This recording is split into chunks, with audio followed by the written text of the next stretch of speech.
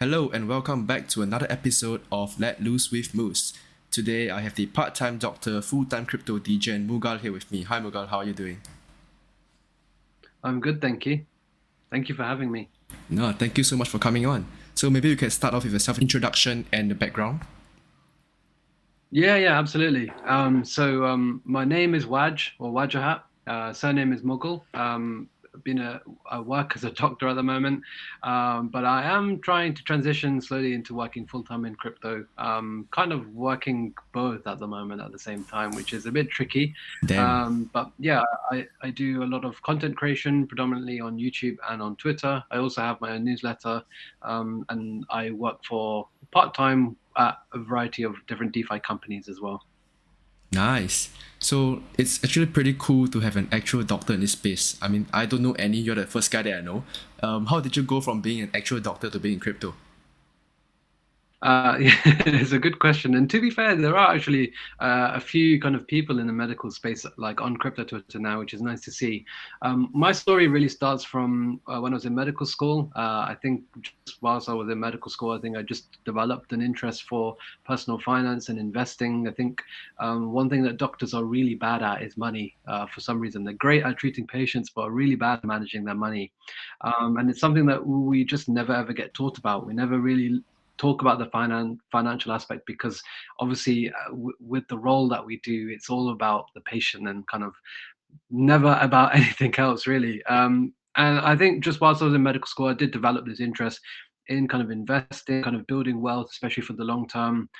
And I think just after reading more about just generally how crypto works, especially from some of the fundamental aspects, it just really clicked to me. And that's pretty much when I got started. And yeah, I think from the experience that I've had, generally, I just found everything related to crypto, especially blockchains, and then kind of when you're doing activity on chain, I found the opportunities to be really interesting, really good fun as well, but more so beneficial to lots of people around the world. And that's basically where my interest came from. Nice. And could I actually ask like what is like your specialization as a doctor, if that's okay? Yeah, so at the moment I'm working in like family medicine. So I see anyone who needs to see their doctor routinely, whether you've got a chest infection, whether you've got tonsillitis, a rash on your skin, you name it, come to me. Nice, nice. And like, do you remember what actually got you like started into crypto, like your first DeFi project or your first transaction? I'm almost certain that it was probably Uniswap version one, like when it first came out. I'm sure like that was probably the first thing that I played around with, and I think it that just like opened up my eyes to kind of what we can do on chain. You know, to have something permissionless that anyone can use anywhere in the world, any time of the day, anywhere you want. You can trade one asset to another. I thought it was fantastic. I don't think there was much around at the time of Uniswap version one. I think that was it was very early days, very early days. I think this was before DeFi summer and everything like that as well. So that was probably the first thing I did on chain. Of course, I did have exposure to crypto before, but that was kind of more via the centralized exchanges and things like that. But I think the first on-chain thing that I did was, around that time, maybe 2019, 2020. I can't remember when it was exactly. Nice, nice. All right. And how did you get to where you are now compared to when you first started? Yeah, good question. I think ultimately it was probably just experience. I am someone who just loves to try out everything possible. I think trial is probably the best way of learning. Mm-hmm. And I think when you combine that with teaching is which is something I'm just so passionate about. It just helps me to kind of learn more and experience more. So I feel like whenever I'm explaining something or whenever I'm writing about something or making a video about something, I'm able to just understand those concepts in so much more detail. And then I think I just try and kind of push myself to just learn as much as possible. I have people that kind of ask me questions all the time, like, "Oh, can you make a video about this?" or "Can you make a video about that?" And when if someone asks, I'll happily make that sort of content for them. And when someone asked me about, recently someone asked me to make a video about a bearer chain. I didn't know much about bearer chain to begin with, but because someone asked, I went and researched, I did the work, and I think the more I research, the more I learn, the more I explore. Generally, I think you become more advanced at kind of what you're doing. So, I think for me, it's just trial and error, making lots of mistakes along the way as well, because I think I've learned a lot from some of those mistakes, and then, like I said, just pushing myself to explore the limits of on chain. Nice.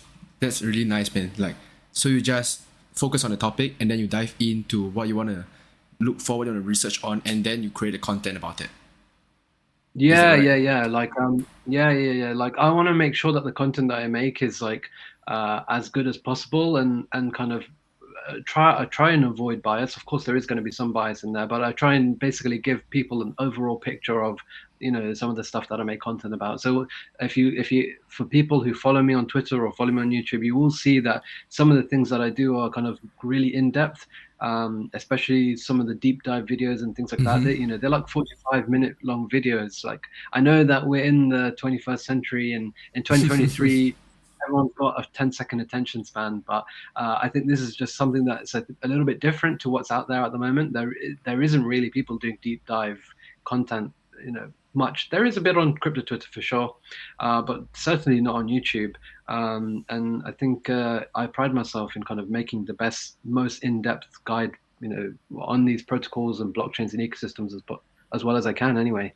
Mm-hmm. Right. And of course, you have to make sure that the content that you create is accurate, right? You can't be spreading like misinformation online, especially as a content creator. Yeah, Yeah. absolutely. And maybe have you Yeah, considered absolutely. going into like TikTok as well to so-called do a 1 minute deep dive videos or something like that? It's something that I think I'm considering at the moment. I did actually, I have made like a few kind of crypto stuff for TikTok. I think the audience on TikTok is so different to that on crypto Twitter that we're used to. Um, and I think even on YouTube, to be fair, I think the audience is so different to that we have on crypto Twitter. I think the crypto Twitter audience is a lot more advanced. They have experience of doing things on chain. They know a lot of stuff already. Whereas the if you actually have a look, the audience on TikTok and YouTube and places like that, most of them haven't even done transaction on chain for you. They need help with different kinds of things, to the ones on crypto Twitter. Crypto Twitter want, the highest complex yield strategy on the latest new Arbitrum protocol. Whereas people on YouTube and TikTok need to learn how to create a MetaMask wallet. It's completely opposite. So I think it's something that I'm considering for sure. I mean, it's hard because I like to create like really in-depth guides and in-depth protocols, but I can't be explaining, the three different products that Redacted Cartel have to people on TikTok, because they need to understand so much more before they can even get to that stage. Mm-hmm. But yeah, to answer your question, it is something I'm considering, and I probably will do at some point. Nice. I mean, with all the algorithm and the short attention span that you mentioned, I'm pretty sure TikTok will push your content out to a lot more people as well. Yeah, I like to think so. I hope so. Nice. And you mentioned earlier on you do a lot of deep dives, you do content on YouTube and on Twitter. Can I hear about your research process and your investing framework? Yeah. So like with the research, I spend a long time like going through like these protocols. So for example, if I'm going to pick a new protocol, let's say tomorrow, I will probably spend like 20, 30 hours at least going through like material research and kind of just to learn about it. Mm-hmm. I think the most important thing for me to really grasp is to really get a good depth and understanding of the actual product. And so I spend a lot of time, first of all, using the product myself, because I feel like there's no point in me trying to explain a product that I haven't even used myself. I should use it myself to understand what it is and kind of what it feels like as a user as well. Um, but then otherwise, the first and most obvious place is to go to the docs. I'd go to other kind of research material. If they've got podcasts on YouTube or on Spotify, I'll listen to them. If they've done talks on Spaces, I'll listen to them. If there's threads on Twitter, I'll read all of them. But then after that, I'll kind of go into the fundamentals, the financials behind the product or the project. How much revenue are they making? What are the token emissions? Get a good idea of tokenomics. And then kind of go into some of the other stuff like the team, how much funding they've got, their roadmap, all the other stuff, the community. So I end up trying to gather all that information and kind of format it into a presentation or document of some sort. And Mm-hmm. so they are quite. That's why they end up being so long. If you kind of covering all of those elements, it's going to end up being 45 minutes, or half an hour long if you're going to talk about it. So yeah, it takes me ages, but I try and go through all of those things that I just mentioned. And then, on top of that, I'll go on DeFi Llama, I'll look at Dune dashboards, I'll look at Arkham Intelligence, I'll do whale tracking or wallet tracking. There's a lot that goes into it, but I'll try and do as much as possible to get the best overall opinion of a project. And I'll even go as far as like looking at competitor projects to kind of see what the other competitors are doing compared, Mm-hmm. and kind of figure out some of the flaws as well, because I think that's something that we often overlook, especially on crypto Twitter. I see people making incredible threads. They talk about all the pros, but very rarely do we see people talking about the cons of a particular project that they're talking about. So I always, well, not always, but I try to always come up with a bear case as well for that particular project. And you'll find that if you watch any of my videos as well, there often will be a slide or two like going over the bear cases as well. Nice, and I think that's pretty important, right? Like you have a thesis and you have certain points where okay, if this happens, that this thesis is proven to be wrong, and you're ready to take your money off or accept that you're being wrong, right? Instead of just hoping for the best, Yeah, exactly. right? And I think it's something that we often at times overlook, especially when we kind of get emotional attachment to our bags. It's easy to I'm kind of guilty. ignore FUD. I'm happy to take on FUD. Like for example, just yesterday, I saw some people creating tweets about a project that I'm like I enjoy and I'm a big fan of, and I hold as well. Frax. I'm sure many of the viewers will be aware of Frax and Mm-hmm. Frax Share. And I did see kind of some FUD yesterday, and I think the automatic reaction is like to ignore it, or actually what they're talking about is rubbish. But I actually like spent some time to actually trying to understand from their perspective where it was coming from, and I wrote like a quite a long reply as well to that. So I think when I do see things like this, and I'm kind of learning from my mistakes as well, that I'm happy to take on FUD and kind of appreciate things from another set of eyes or another perspective to just really understand the risks and the bear case for some of the investments that you make. Nice, right? And you also mentioned pretty much multiple sources of information for your research process and framework, right? Like, which is your favorite, or more of which do you put like a heavier weightage to your framework? Like, is it the docs? Is it tokenomics? Is it revenue share? Like, Mm. yeah, like which is the more important criteria for you, or the one that you look at the most?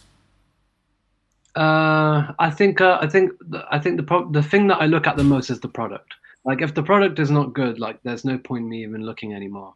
So I think that would be the first thing. But I think then afterwards, I think something that you kind of learn over time. I think for beginners might be really difficult, but tokenomics is a really important thing to really get your head around.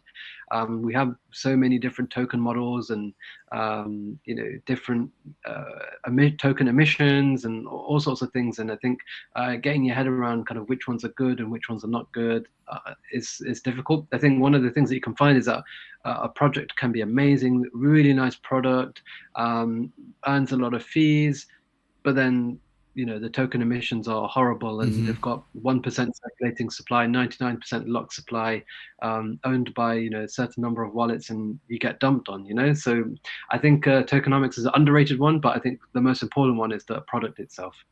Nice. And when you mean by the product itself, it's more of what the product is doing, or like is it something like a product market fit? Yeah, exactly. Like exactly what the product is doing. So, for example, if I'm looking at Curve, I want to look at kind of the Curve swap AMM. Is it working well? If I'm looking at Uniswap, I want to look at the actual AMM, the product itself. If I'm looking at GMX, I want to look at the perpetual exchange itself. That is the product. So, and I think what you'll find is that now, certain DeFi products have been around for a long time. So these projects have multiple products now. Like I just mentioned, Redacted Cartel. Mm-hmm. They've got Pyrex, they've got dinero coming out, and they've got hidden hand. So these are three separate products, and I have to analyze each of those products separately because they are three completely separate things. But it's all by this, it's all under the same protocol, isn't it? So that's what I mean by products. Right, and that brings me to the next question, right? So you mentioned multiple projects already, such as Frax, you did Barra Chain and Redacted Cartel as well. Could you name one chain or ecosystem and one project that you think is undervalued right now and why? Really good question because there's so many things that I could talk about.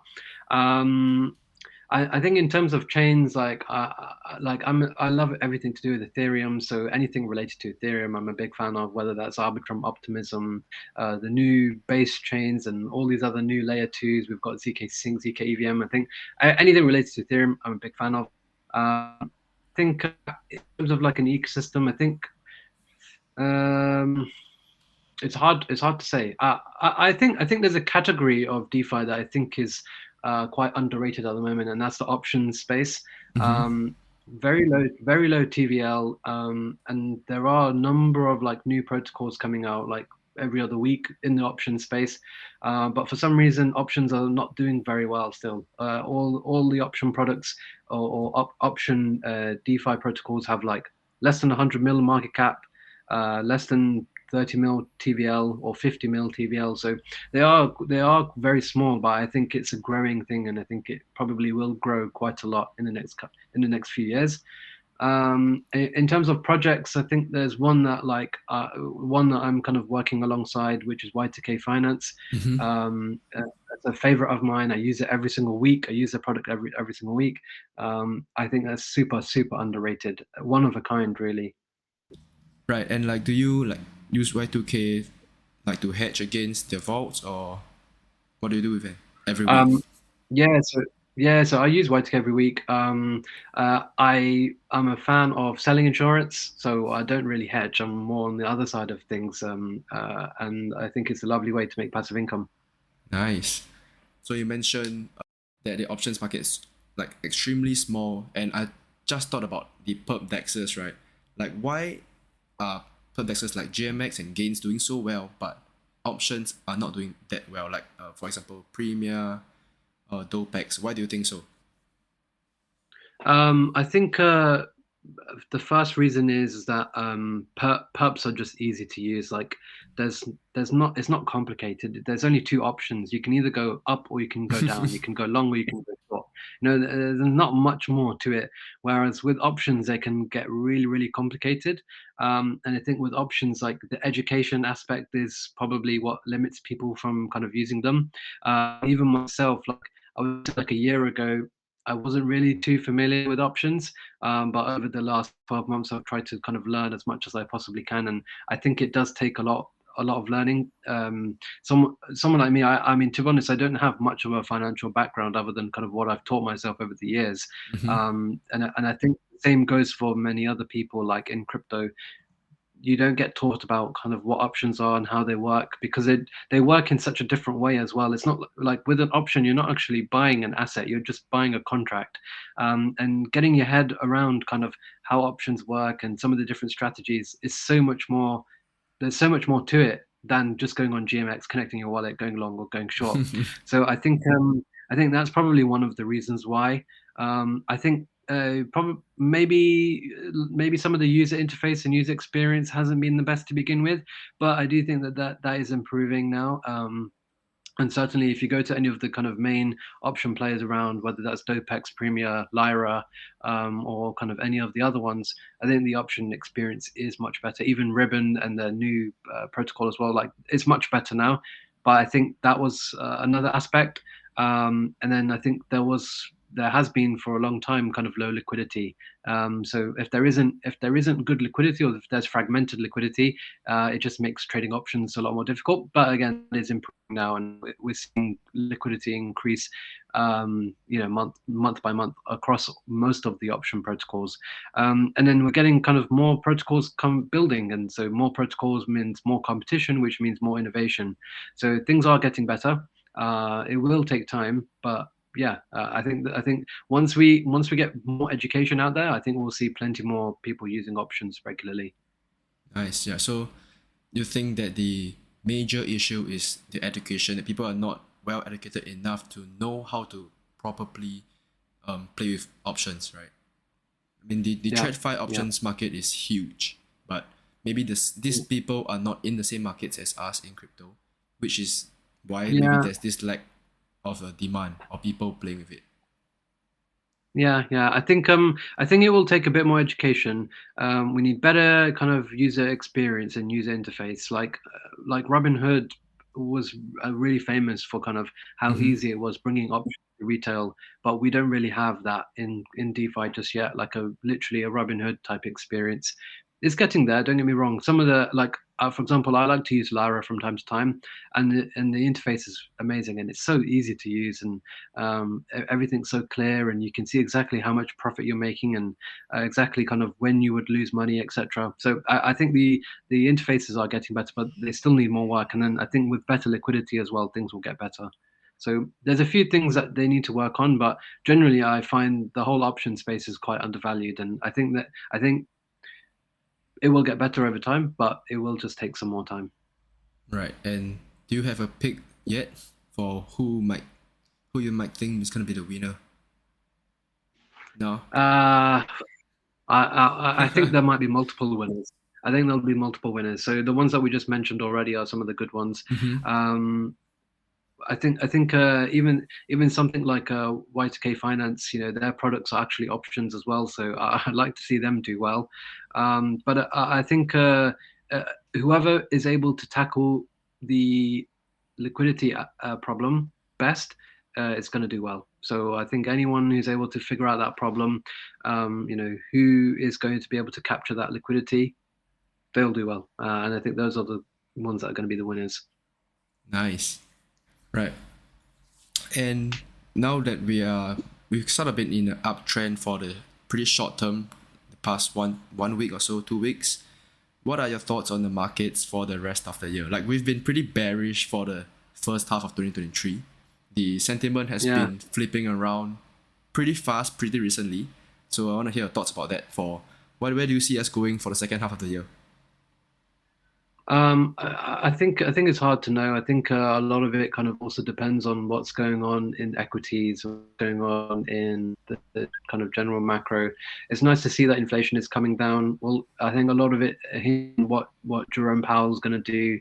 Are interest rates going to remain high as we go towards the end of the year? I think so.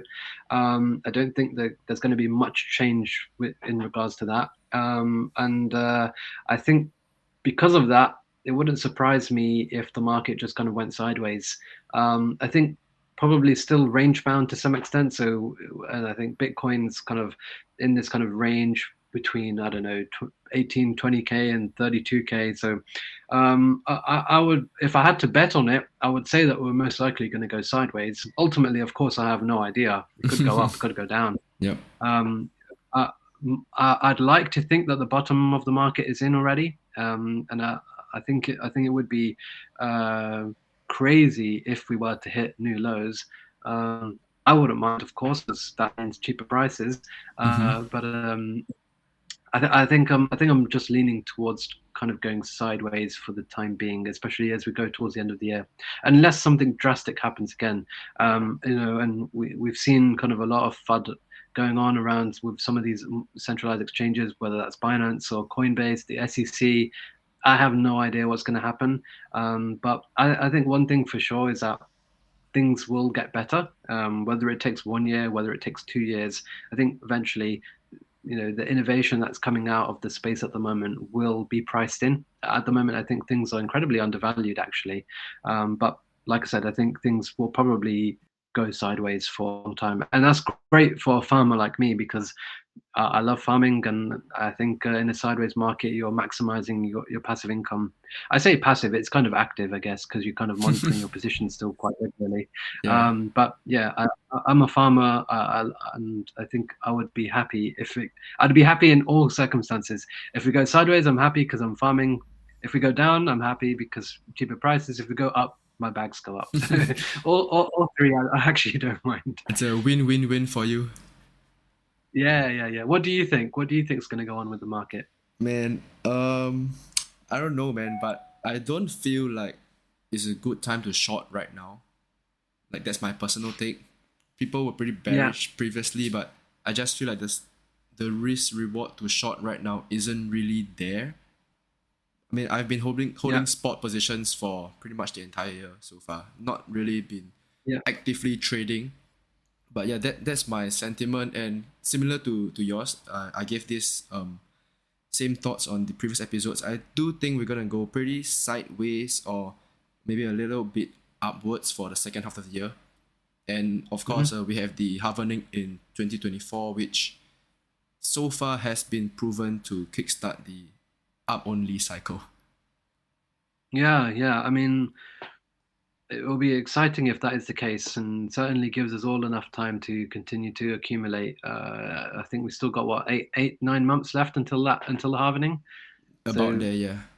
yeah, so we've still got some time. But yeah, to be honest, I'm not an active trader. I hold positions for a long time, and a long time in crypto is like 1 year. It's not really long, but yeah, it's fairly long for crypto, and I like to just farm with my positions as well. So if we go sideways, I'm more than happy. Yeah, so like you mentioned, man, we're kind of a few months out. So if you do like a monthly DCAs, you just gotta buy for about what, eight more times, and we'll sit back and watch the show. Yep, yep, Right. exactly, And exactly. right, and can I hear about some of your goals for the year? Like it can be within crypto, it can be in real life. Like maybe you wanna quit as a doctor maybe next month or something and be full time crypto. Let me hear your goals, man. Yeah, yeah, yeah. So at the moment, I only have another 5 weeks Oh, contract with my current job, oh damn. and yeah, I haven't decided to kind of continue with it. So I am going to try and go full time with the crypto next month. I say next month from August, actually. Okay. So I haven't got long left. So one of my goals is basically to be able to earn a living from crypto, Mm-hmm. whether that's from content, whether that's working directly with certain protocols, or something else. So I need to definitely figure out a way to do that because I can't pay the bills otherwise. So yeah, one of my goals is certainly to kind of establish myself in that way and to basically get a formal role in crypto and work in crypto. That would be that's one of my goals for the upcoming 6 months. Um, I think otherwise, I think I have some kind of internal goals of certain metrics I want to achieve, whether that's kind of with my getting my YouTube account a bit better, maybe getting hitting maybe 10,000 followers on Twitter, etc. I think those would be nice goals to achieve, and I know the metrics and things like that. It's easy to get lost in them, but I think it's a good way of just kind of measuring growth, and so I would like to see that. I think those are kind of the main goals that I would really like to achieve. And if I can just find a way to make a consistent living whilst working in crypto, I'm more than happy to take a 50% pay cut from my job. Like I'm more than happy to Damn. do that. Like, I love crypto so much. I love DeFi. I love educating. I love teaching. I love the content that I do. So yeah, that's the goal. We'll see if it works. We'll Mm-hmm. catch up in 3 months' time and see if I'm on track. Yeah, nice. Totally be happy to hear that. And how are you feeling about your 5 weeks out right now? How do you feel about that? Entering the Yeah, I'm so unknown. excited. Excited? Yeah, I'm so excited. Yeah, so excited. Like at the moment, I find things really difficult. Like I go to work. In my description it says I'm a part-time doctor. I'm a full-time doctor. I have more than 40 hours a week at the moment. Oh damn. Um, so like I'll go to work in the morning. I'll come home by 6 p.m. and straight away I'm just researching, trying to figure out the next thing to make videos about, to write threads about, getting in touch with different founders and teams and understanding different products, etc. So pretty much I'm working maybe 14, 15 hours a day at the moment. So it's so full on, and then to balance that out with family time and time with your friends and time for yourself and holidays, it's like it's a struggle, but I'm doing it right now, and I'm just looking forward to just being able to really just focus entirely on DeFi or crypto. So that's what I'm so excited about. And the thing is, right? Look, if it doesn't work out, I'm fortunate that I should be able to get back into work fairly easy, or it shouldn't be too difficult. I think, especially in the UK, doctors are in high demand Nice. um, because they're all moving to America or Australia for better salaries. Oh. But yeah, but it shouldn't be too bad. So I've got good backup if in case everything in case the whole market gets rugged and Ethereum goes to zero. Um, that'll be my backup. But yeah, I think if I can really solidify some sort of full-time employment in crypto, I'll be so happy. Nice, nice. I mean, I hope you get it, man. I hope you do not have to fall back on your backup plan, but it's nice that you have that, right? Yeah, yeah, yeah. Yeah. It's nice. And if I can, at the moment, like I don't earn anything from the content that I make, but if there was a way that I could eventually grow my pages to a level where I can actually sustain myself and my family, that would be the dream. I'm sure you can. You make awesome stuff, man. Look at your YouTube videos. Oh, right. And this reminds me of one question. Like, I think you mentioned in one other interview or something that you started on YouTube first before Twitter, right? Yes. And like, you mentioned that the demographics is very different. So actually, why did you decide to go on to like YouTube in the beginning? Just out of my curiosity, So man. yeah. So basically, when I was in medical school, in the UK, getting into medical school, and I guess in most parts of the world, actually, getting into medical school is quite competitive, and so you have a bunch of these people, thousands of people competing every single year to try and get these places. And I was fortunate that I did well in school and was able to get in. And so one of the ideas I had was, let's make a YouTube channel where I basically teach people how to get into medical school, what medical school is like, how to get A-star grades in school, blah blah blah blah blah. So that's what I started off doing, and those videos actually did really well. My highest ever viewed videos are those ones, and it's the same channel that I have right now, but I've actually unlisted all those videos so no one can watch them anymore. And they're still there, and there's even today. Uh, by the way, this was maybe 3 years ago or something like that, a long time ago. Even today, they're still the highest viewed videos on my channel. And but then it got to a point where I was in school and I was coming back home and then making videos about medical school, and it just got a bit too much. I was like constantly just that was my life. Um, and at the same time, had this really big interest in crypto and DeFi. And one of the things I would do regularly, and I had a group of maybe 50 or 60, of people that were interested in DeFi, and I was basically leading this group and basically teaching them, giving them resources, explaining concepts to them all the time. And it got to a point where I was like, right, while rather than me kind of spending so much time individually with all of you, and there was like 50 people here spending so much time. Why don't I just make a video and I can just share it with all of you? So then it got to a point where I was like, actually, forget this medical content that I'm making videos about. I'm just going to upload this onto my YouTube channel. So I think it was probably 2020 where I actually made like the first ever video, and it was something simple like how to buy cryptocurrency, because so many people were asking me how to do it. And it just kind of built up from there. So that after I made one video, I made a second, a third, a fourth, a fifth, and I think now I have probably like 150 plus videos Damn. on all different topics. Most of them are educational based. So, I think one of the things that you find on YouTube is you get so many videos that are like, these are the top 10 altcoins for June 2023. These are the top, this coin is going to 100x next.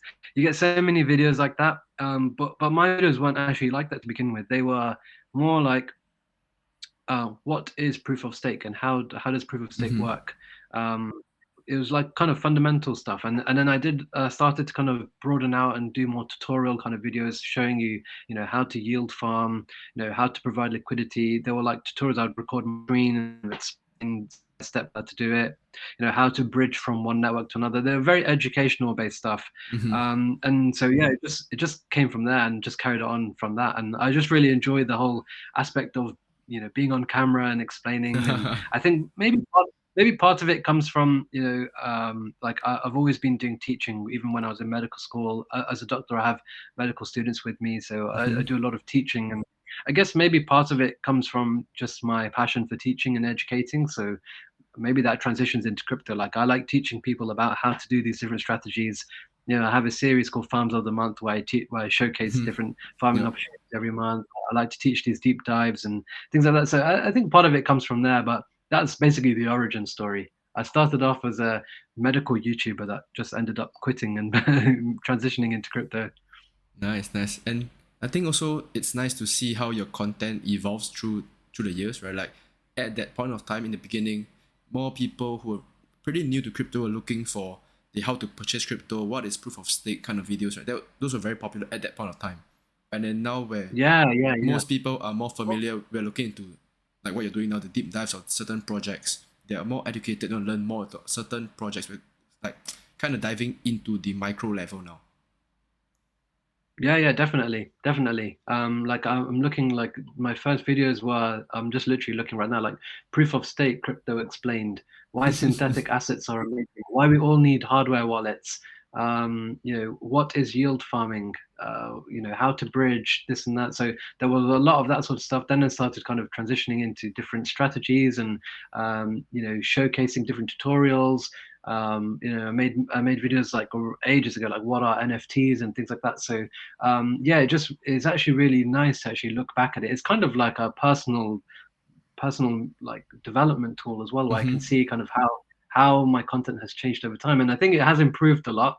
I think you'll certainly tell if for anyone who watches videos from 2+ years ago or 3 years ago on my YouTube channel, like my production is a lot better than what it was before. But yeah, it's nice to see, and I think to be honest, even now I have a lot more to improve on, and there's a lot of things that I still need to learn about. There's a lot of things that I still need to explore and kind of get better at. But I think you'll always have that. There's always ways to improve. There's always ways to get better. It's about just about recognizing and working towards them. Mm-hmm. And I can tell you're really happy, guys. Like if you could see the smile on his face right now, he's really enjoying, like thinking back and so proud of yourself going so far, right? Yeah. Really It's been a heartwarming good to see that. Yeah, I mean, I hope I time. could be like you a few years from now, man. Like my production is pretty shit right now for this podcast. I'm learning as I go No, along. it's not. It's Right? not. It's not. I think what you'll find is every episode you do, you'll find ways to improve, and even if you can improve 1% every episode, in a year, 1% a day makes 33x. So I think what you'll find is in a year's time, your production probably will be better. The way that you kind of create your content will be better, but I think it's always good to keep this stuff there so you can see and look back at it. Right, you It's a can measure nice the memory for sure. progress. Yeah, and I have to Yeah, a thank lovely way thank to measure you and my progress. previous guests, right? All the early guests, like thank you for being patient and coming on while it is still in a kind of shitty startup phase right now.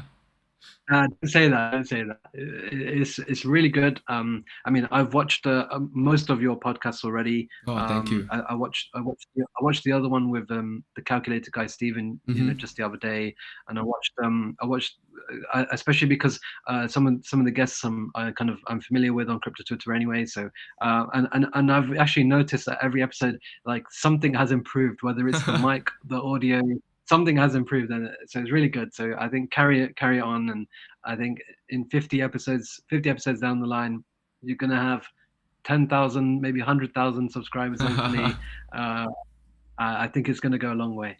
Thank you for the kind words, man. Yeah, I remember like the first episode with Hoem was literally shit, and then like CJ had a really robotic voice from the like double audio feedback, Yeah, and then like now I got a proper mic after I had quite a few people commenting like, "Hey, you need to get a mic, man. Your mic sucks."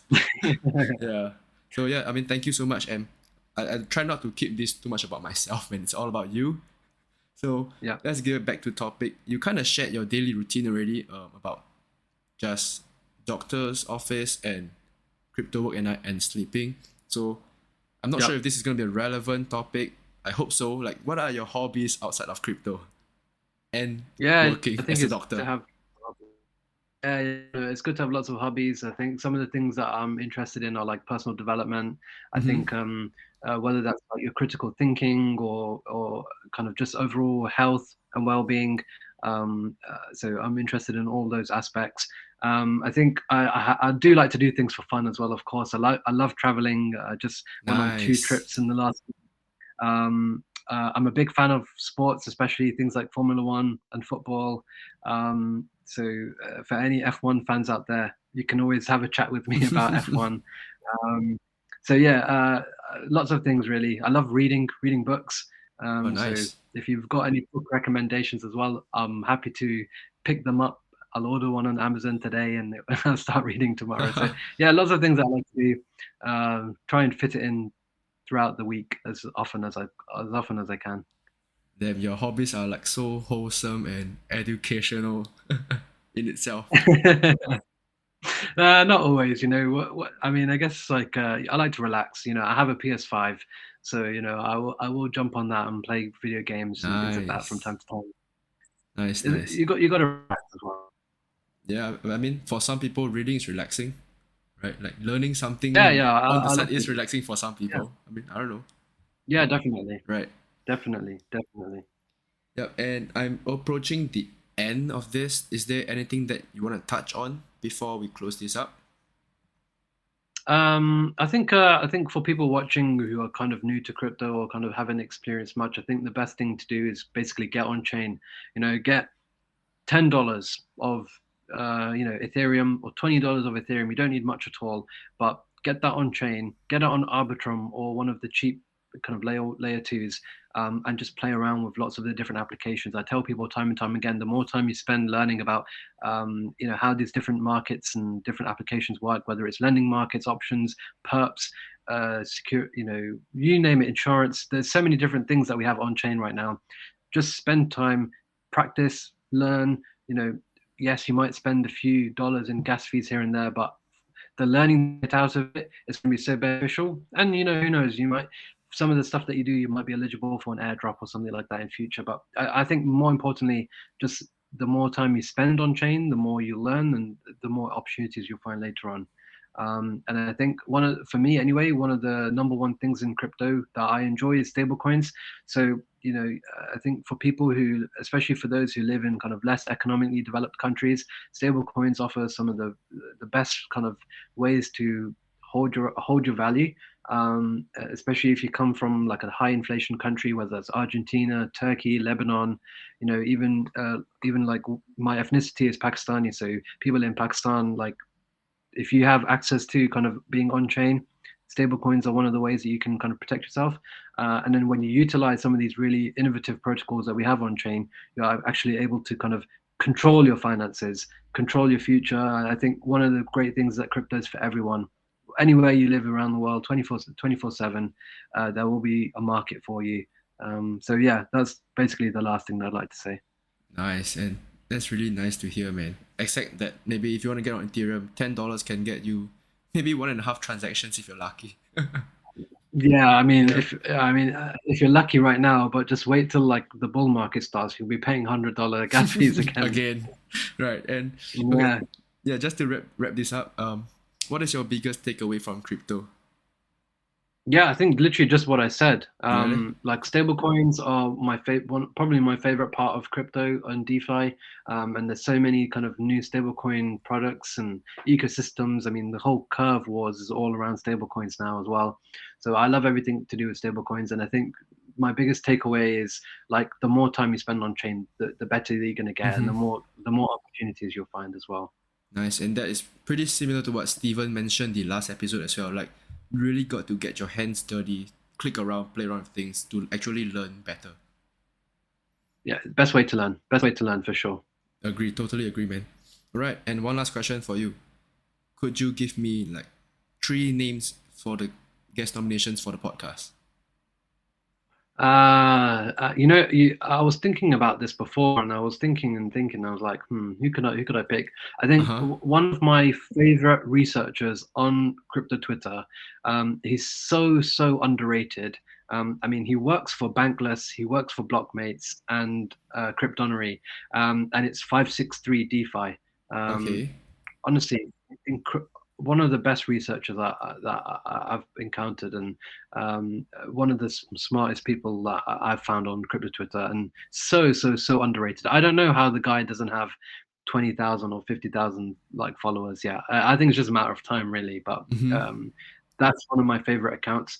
And I guess like I'm a big fan of Taiki on Mm-hmm. YouTube, on crypto Twitter as well. So those two for sure. I mean, I could name like hundreds of other people as well, but I think those are really good. I think it's really nice to see like lots of people kind of making podcasts as well now.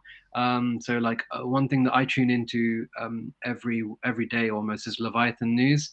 They've Mm-hmm. got Curve Cap, DeFi Advisor, and Rex on there, and Sam from the Frax podcast as well. So I think they're really good. You've got the Flywheel podcast that do everything about Frax, but there is a new podcast created by these two really smart dudes as well called Exit Liquidity, Mm-hmm. and I really enjoy listening to both of them talk as well. So I think those are kind of three other podcasts that I'd recommend, or people could tune into as well.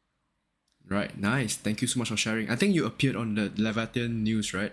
For one of the Yeah, episodes. yeah, yeah. Right. Yeah, Curve kindly invited me, so yeah, I had good fun chatting to them. Yeah, I think that was one that I tuned in as well, just because you were in there. Really? Yeah, That's very kind. right. So thank you so much for sharing. I will definitely check out those that you mentioned and in the future extend an invite out to them. Once again, thank you so much for coming. I will link all your links, right? Your Twitter, YouTube down below. Guys, please give this guy a follow. He does really, really awesome content. Do check them out. And also please subscribe to my channel as well. Thank you so much for listening and thanks again, Mughal, for coming. Bye bye. Thank you. Bye bye.